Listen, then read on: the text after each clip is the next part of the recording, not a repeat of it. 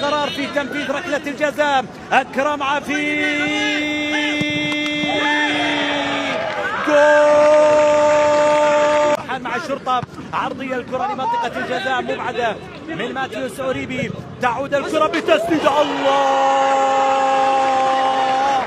هنا وقف الصورة. آسيو محمد يستعد الآن من أمام مشعل برشم والشرطة من علامة الجزاء. هل ينجح فيها آسيو محمد؟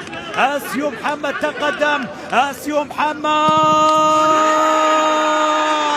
بالضبط. البطولة العربية الشرطة يستعد لإجراء تبديل جديد في شوط المباراة الثاني مع تقدم الكرة وتسديد. الله،